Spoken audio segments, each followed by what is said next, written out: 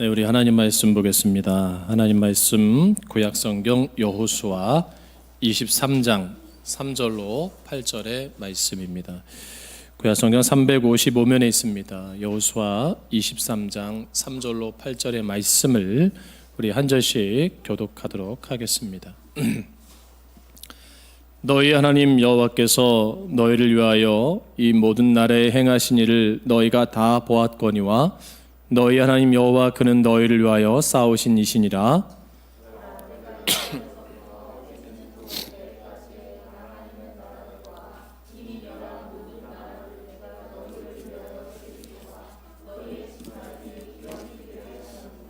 너희 하나님 여호와 그가 너희 앞에서 그들을 쫓아내사 너희 목전에서 그들을 떠나게 하시리니 너희 하나님 여호와께서 너희에게 말씀하신 대로 너희가 그 땅을 차지할 것이라.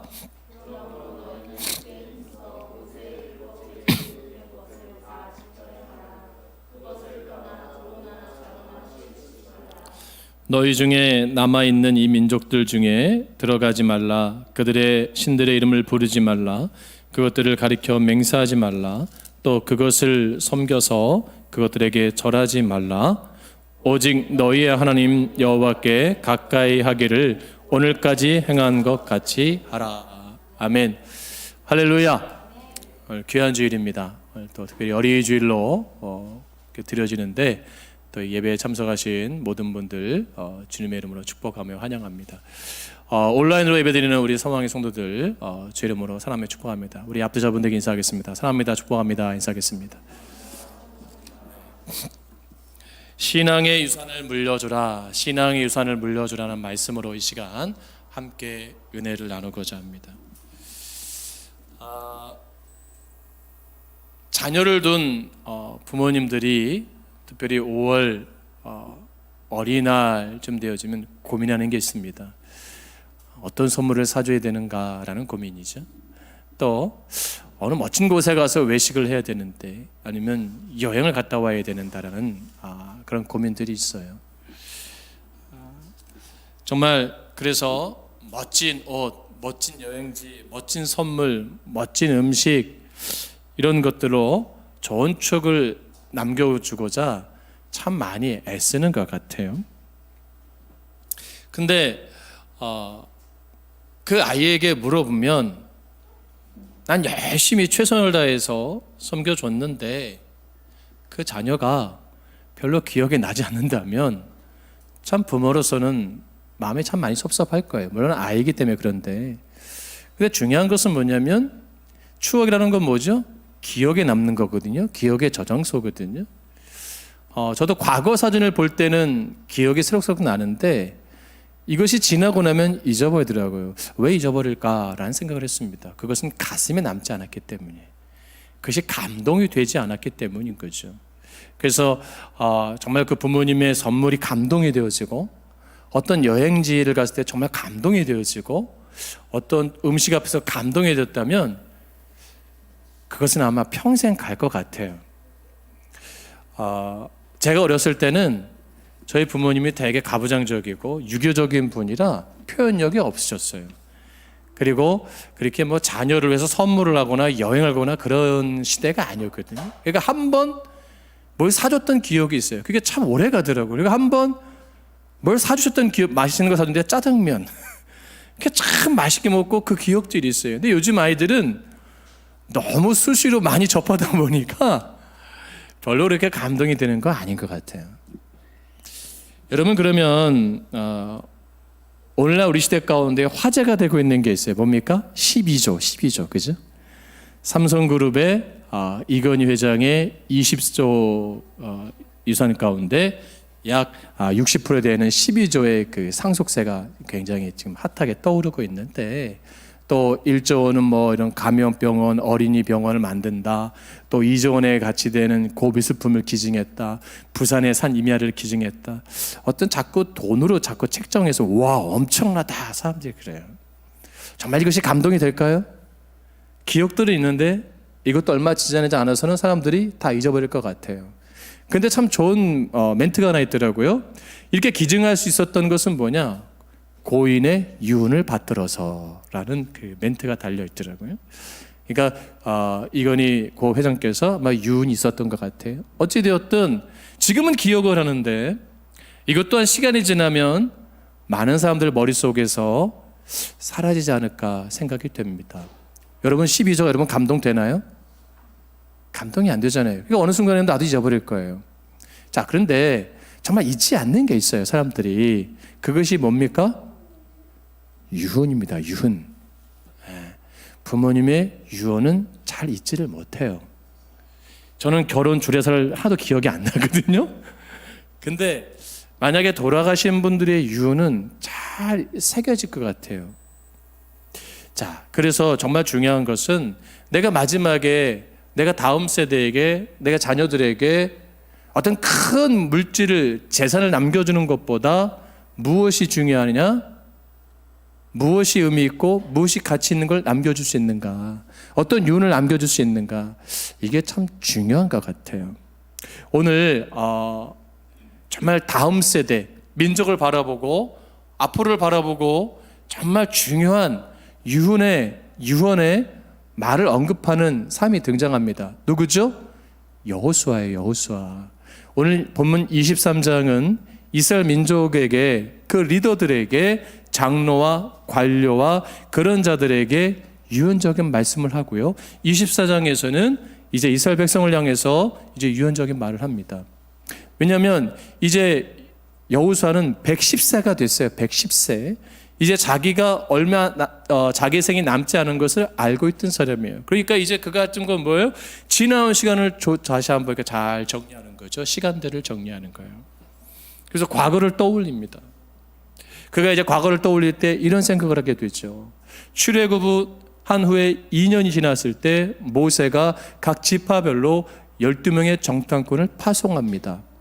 가데스 바네아에서 정탐꾼을 보내는데 이때에 에브라임 지파로 누가 선출됩니까? 호세아라는 사람이 선출됩니다. 호세아라는 뜻이 뭐죠? 구원이에요. 구원.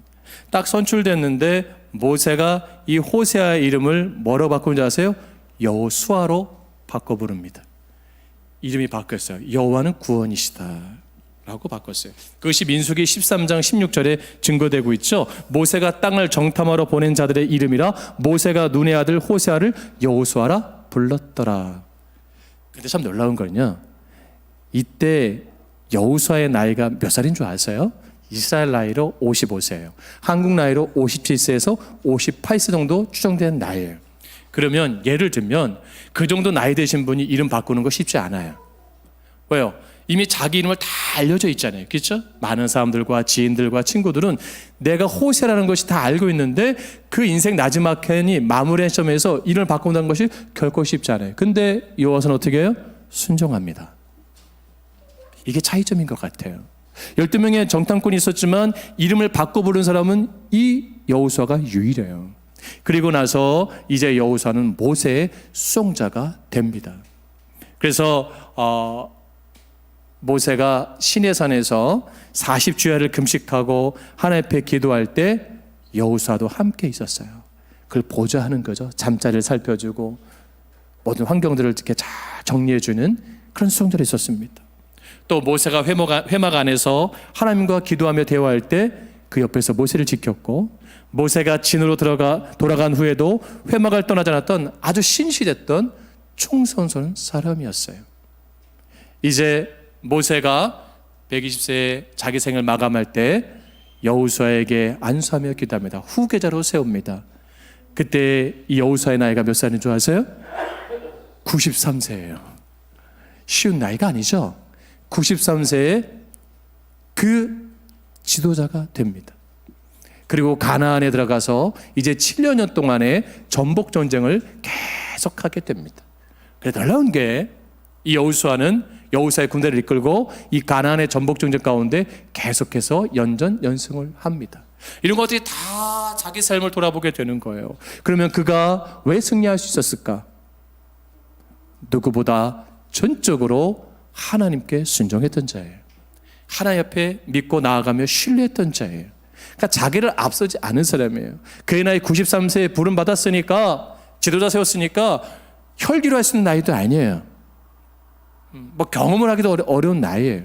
근데 광야 1세대 가운데 유일하게 그 가나안 땅에 들어갔던 여호수아 갈렙, 그는 인생 가운데 뭘 경험했을까? 광야 생활 가운데 뭘 경험했을까? 아, 하나님 앞에 순종하면 구원을 받고 불순종하면 버림받는구나. 이것을 깨달은 겁니다. 그래서 그는 그 리더들을 부르는 거예요. 그리고 유언을 합니다. 뭐예요? 야, 내가 살아보니까, 내가 경험해보니까 우리 이스라엘 백성들 사는 거 간단한 거야. 뭔 줄 알아? 여호와 말씀에 순종하는 거야. 순종하면 이 땅에서 영원히 거하는 것이고, 순종하지 않으면 이 땅에서 우리도 다 소멸될 것이야 라고 권면하고 있습니다. 그것이 여러분 보세요. 2절 말씀 보세요. 2절 말씀 같이 봉독합니다. 시작.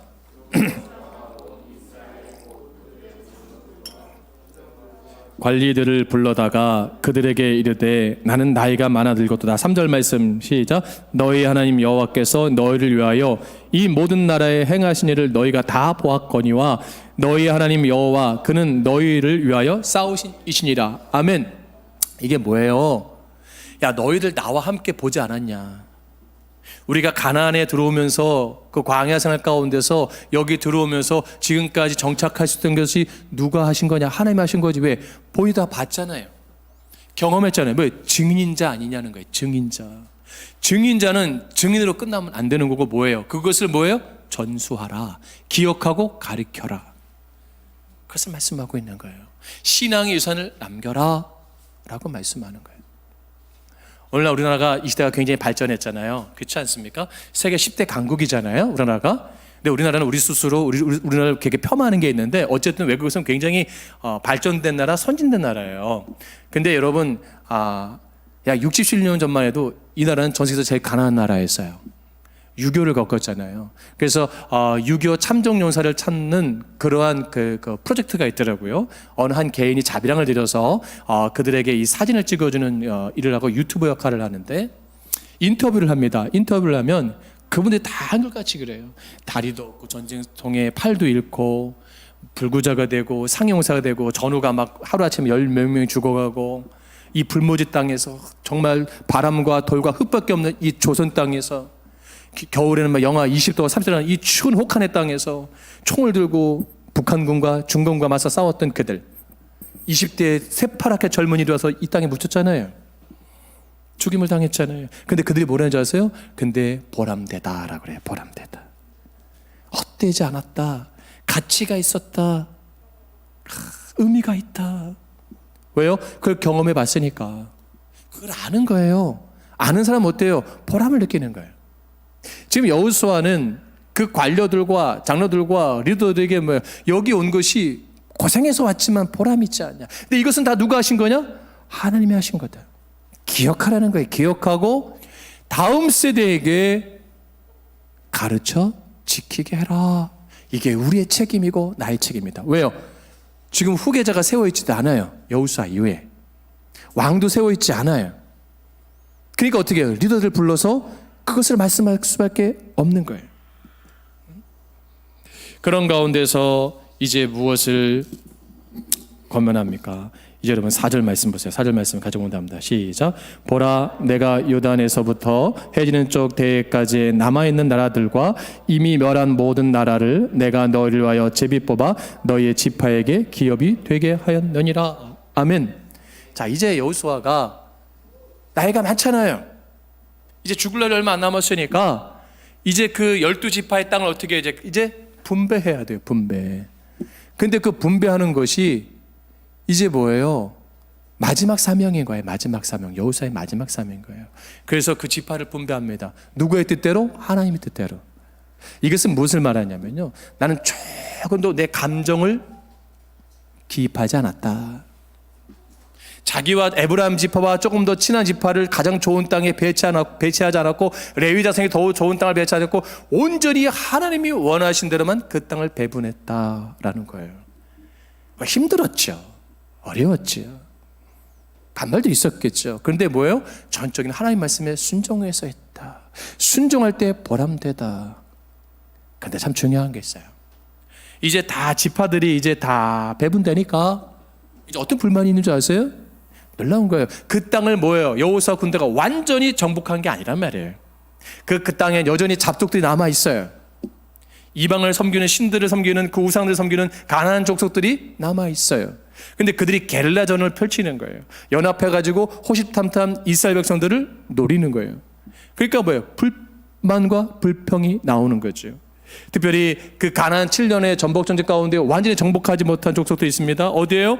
가나안 땅 남서부에 위치한 지중해 연안의 블레셋 지역. 일단 블레셋 지역은 엄청난 강한 지역이에요. 또 갈리 동부 연안의 그술 지역, 또 시돈과 하살레난 중심의 레바논 지역은 완전히 정복하지 못했어요. 그래도 배분을 한 거예요.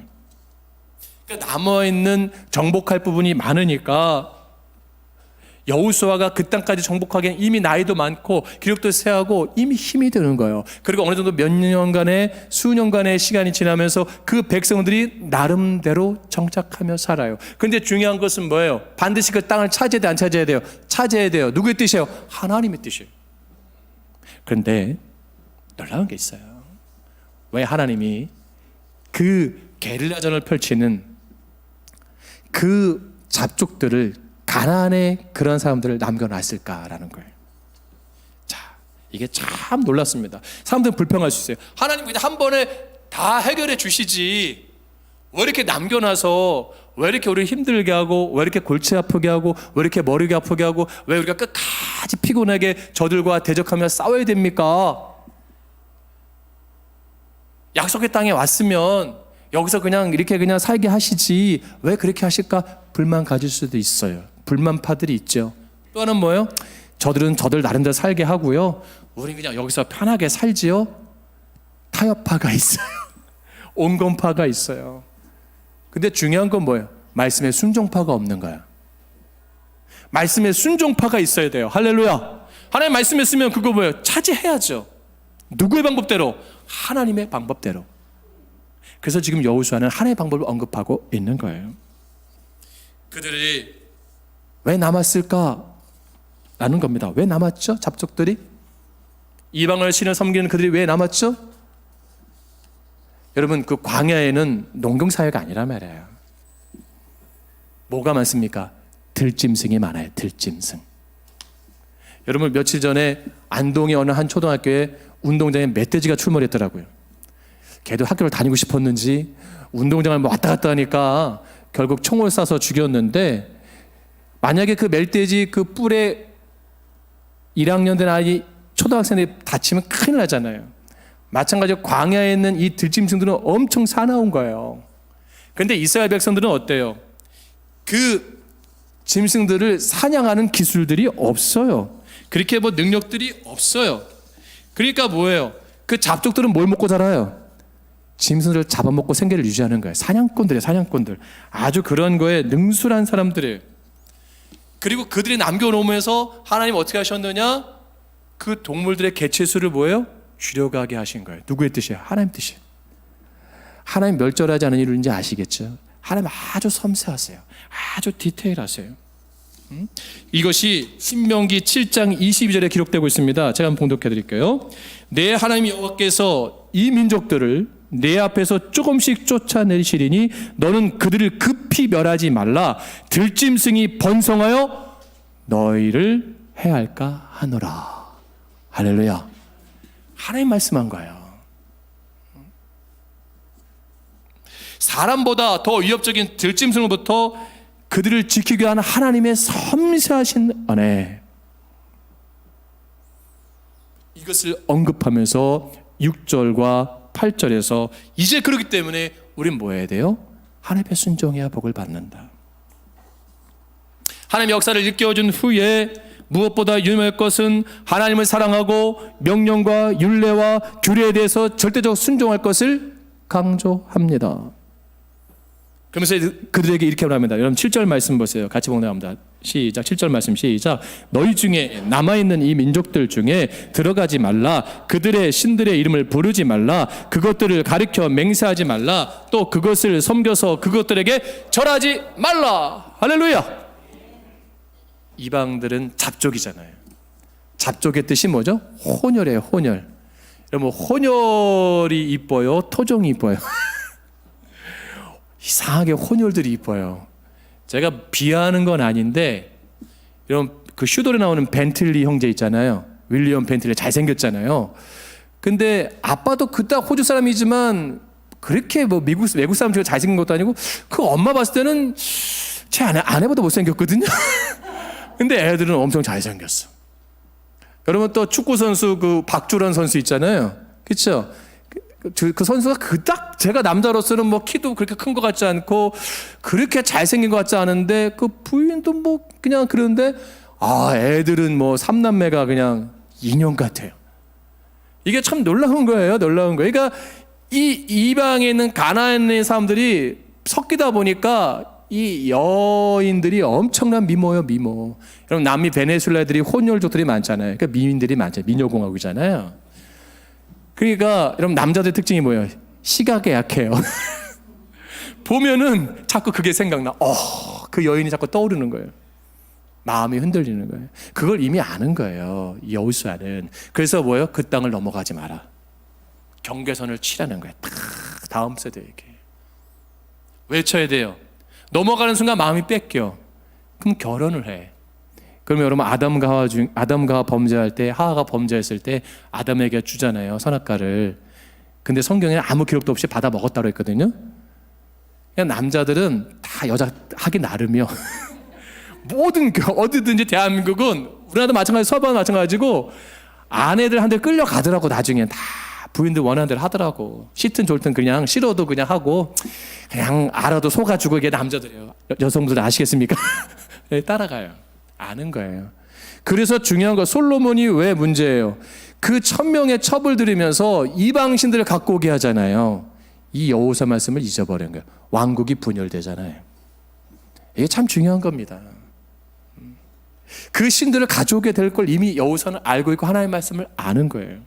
그러니까 그 신들을 갖고 오면 뭐예요? 거기에 절을 하게 되고 섬기게 되고, 하나님이 가장 하지 말라는 뭐예요? 우상 숭배를 하게 되는 거예요. 이것을 철저하게 금하는 것이 여호수아가 유언적으로 말씀하는 거예요. 근데 그 말씀을 지켜야 못 지켜요? 후손들이 못 지키잖아요. 그러니까 이스라엘 역사서는 뭐예요? 하나님의 말씀에 순종하면 그 땅을 지키는 것이고, 하나님의 말씀을 불순종하면 어떻게 해요? 그 땅에서 쫓겨나는 거예요. 심판하는 거예요. 그게 계속 이스라엘 역사 가운데 반복됩니다. 여러분, 그럼 우리가 이 시대에 살아가고 있잖아요.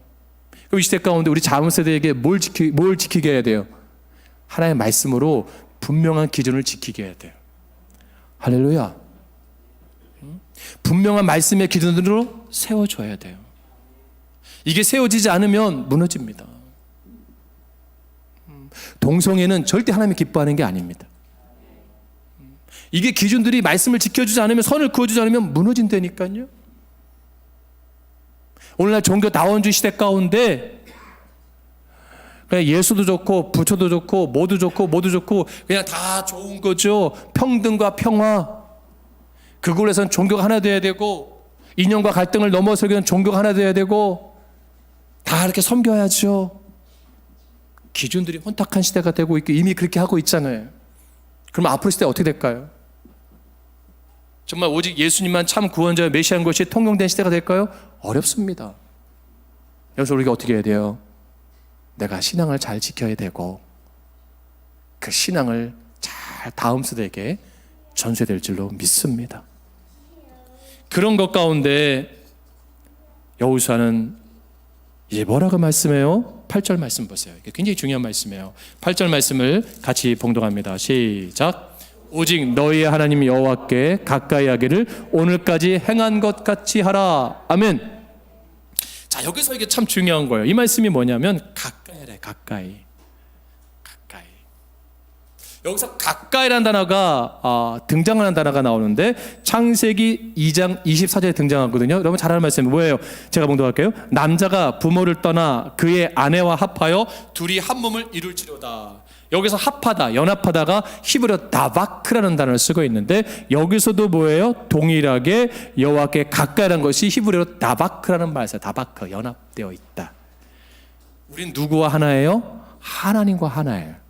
그 우리의 마음에 누가 계셔요? 하나님이 계시는 거예요. 할렐루야. 그럼 하나님 보여요, 안 보여요? 안 보여요. 뭐가 있어요? 내 안에 말씀이 있어요. 말씀. 그의 말씀이 내 안에 있어야 되는, 그게 연합되는 거예요. 그러면 사단이 제시하는 게 뭐예요? 하나님과 연합되어 있는 거예요. 말씀 안에 거하는 거예요. 그러니까 어떻게 돼요? 에덴 동산에 아담과 하와를 뭐예요? 유혹해서 넘어진 거예요. 뭐에서 넘어지게 해요? 말씀에서 멀어지게 하는 거야. 추방당하게 하는 거야. 말씀에서 떠나가게 만드는 거야. 여러분, 내 안에 지금 말씀이 기갈되어 있고 말씀이 소멸되어 있으면 다시 회복하기를 주님으로 축복합니다. 다시 내 안에 하나님과 연합되기를 주님으로 축복합니다. 이것이 살 길이라는 거예요. 그러니까 절대로 이스라엘 백성들 다음 세대는 하나님의 말씀을 떠난 삶을 살지 말아라 라고 권면하는 거예요. 이 삶이 힘들고 어렵지만 여기서 뭐라 그래? 이것이 보람 있는 것이다. 여러분, 보람 있는 것을 언제 느끼죠? 어느 때 보람 있게 생각됩니까? 힘든 일을 감당하고 났을 때. 그렇죠? 힘든 일을 감당했을 때는 그래서 내가 비록 힘들게 일했지만 보람되다. 농부가 열심히 할 때 얼마나 힘들어요. 근데 가을 들녘을 바라볼 때 보람되다. 여러분, 자녀를 낳았습니다. 자녀를 키웁니다. 얼마나 힘들어요. 힘들어요. 근데 이 아이가 보람된 일을 해줘. 어느 순간에 일어나서 걷고요, 뛰고요, 아빠하고요, 엄마하고요 막 달려와요. 이제 어린이집도 가요. 수술로 가요. 어느 순간에 졸업식이 돼요. 발표해야 하잖아요. 그죠? 그러면 그냥 온갖 부모들이 가서 찍어요. 얘만 찍고 방 정신없어. 막 좋은 자리에 쟁탈전 막 선착순 앞에 앉냐고. 그것도 미리 다 잡아놔. 이렇게 한국 사람들 아줌마들 막 그리고 오라고 친엄마들 부르고. 어쨌든 자기 아냐 볼 때는 그 아무것도 못하던 애가 7살 졸업할 때면 막 율동도 하고 뭐 라틴 댄스도 하고 뭐 팝송도 하고 뭐 별거 다 해요. 그리고 좋다는 거야. 왜? 보람 느끼는 거야. 보람을. 근데 그런 것도 안 하고 아무것도 가르치지 않고 아무것도 안 했는데 어느 날 그건 뭐예요? 쟤 천재 아니야? 그런 것도 하지 않은 사람의 특징이 뭔지 아세요? 난 운이 좋았어. 운이 좋았어. 행운에 맡기는 삶. 여러분, 어떤 게 나은 거예요? 행운에 맡기는 삶을 살면 안 돼요. 도박적인 삶을 살면 안 돼요. 한판 승부적인 삶을 살면 안 돼요. 노력하고 애쓰는 삶을 살아야 돼요. 지금 여호수아는 엄청난 노력을 한 거예요. 근데 그 노력 가운데 누가 함께 하셨다는 거예요? 하나님이 함께 하셨다. 하나님이 함께 하셨다. 그러니까 그거면 참 보람됐다는 거예요. 비록 하나님의 말씀을 지키는 것이 힘들지만 어렵지만 이것이 가장 가치 있고 보람된 일이다 라고 말하는 거예요. 권면하는 거예요. 여러분, 내 신앙을 지키는 것이 힘듭니다. 내 자녀를 믿음으로 잘 양육하는 것이 힘듭니다. 세상과 타협하지 않고 사는 것이 참 어려울 수 있습니다. 근데 이것이 뭐예요? 보람된 거예요. 그러면서 이제 9절로 13절까지가 이제 중요한 건 뭐예요? 하나님 앞에 불순종하면, 반대로 불순종하면 큰 고통, 감당할 수 없는 그 어려움을 당할 것이라고 경고하는 겁니다.